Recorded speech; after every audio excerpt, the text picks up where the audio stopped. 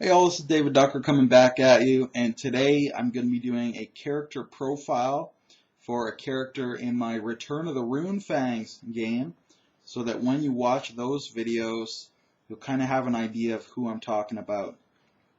So this video is going to be detailing uh, Savage Gideon Berengar. Just trying to remember his middle name there, Gideon.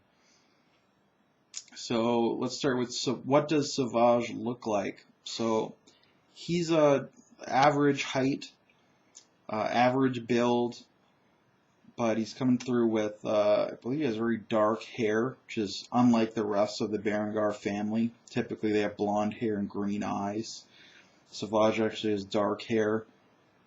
I'm not sure what color his eyes are. I don't believe that his player, Charles, has detailed that. I think he's got a little goatee. He's got a busted nose.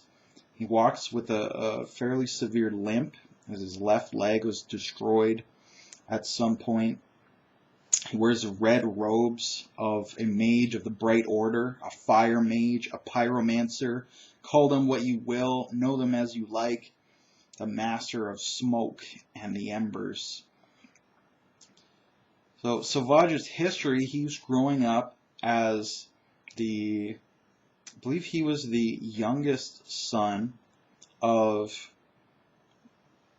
I think it was Grigory Berengar, and his brothers were Ovi Berengar, the eldest, and Lewin Berengar, a middle child. Growing up when he was about 10 years old, give or take, his brothers actually played a prank on him where he was locked in his stables with a wild horse. And they're just trying to scare him, kind of a childish prank, scare him, and then get him out of there.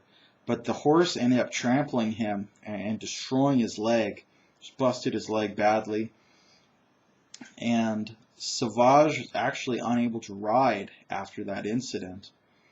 Everyone thinks it's because of his injuries. It might be more to do with the fact that he's now terrified of horses. So knowing that he couldn't become a knight, and he's being left out of all the activities with the other boys in, I believe it's Kotzenheim is the seat of the Berengar house. He was actually sent away to Altdorf to the Wizards Academy to become a mage, and he trained there and was inducted eventually into the Bright Order, the Order of Flames and Smoke, as I said. And upon his return to the Berengar household, when he came back, he's fully trained now, and he's been, leased out back to the Berengar house, which has to do with how the Mage Guild operates.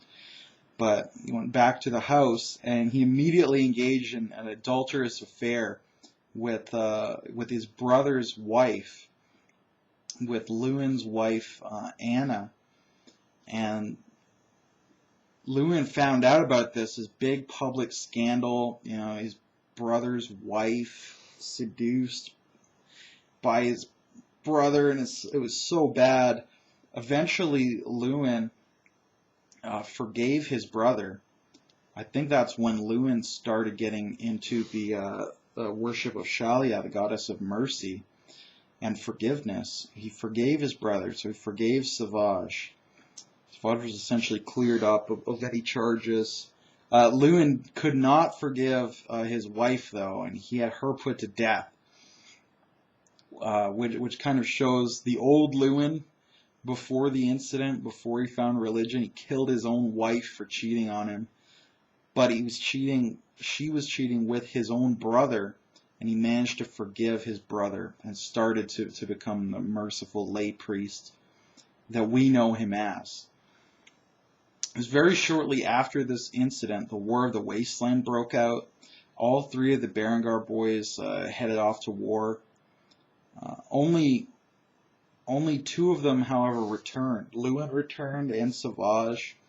Ovi never returned, and his death's under somewhat mysterious circumstances.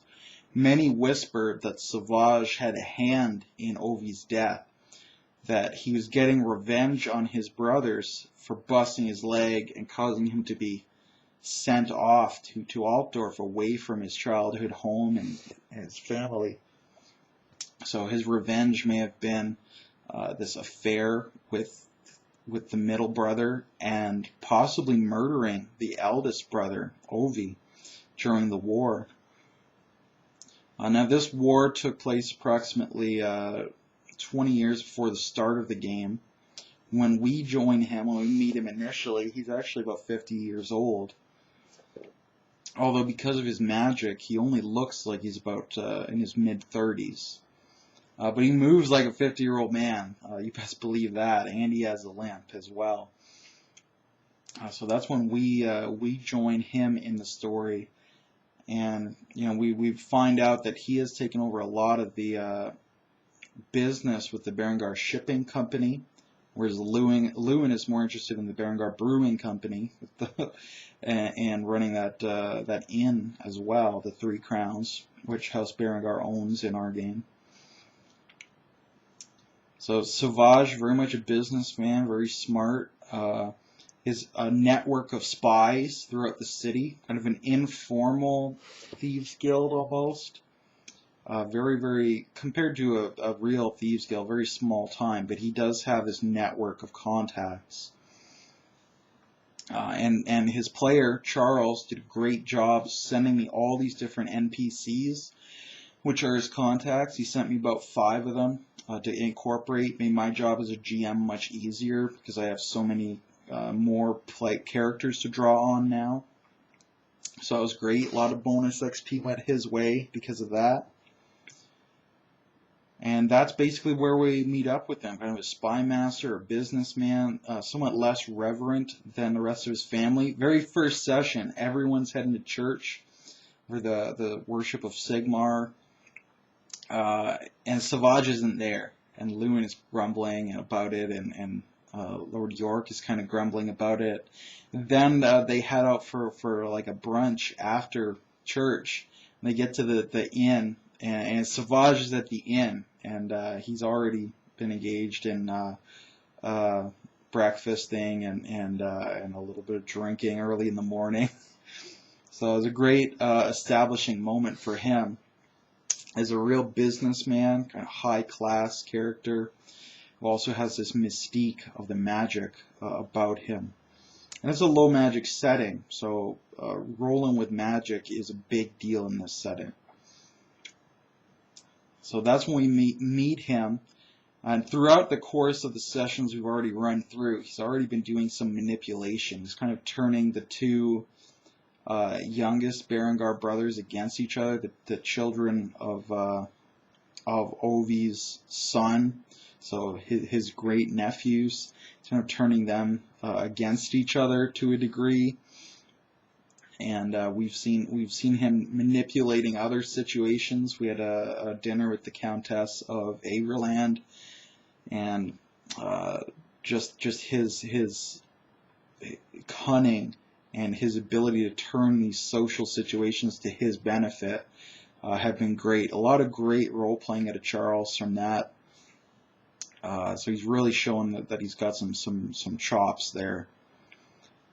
So that's about all I got to detail about the character. Again, look for him in the Return of the Runefangs session recap videos, and see what ends up happening to him and what becomes of all of his manipulations. What is his end goal and his end game?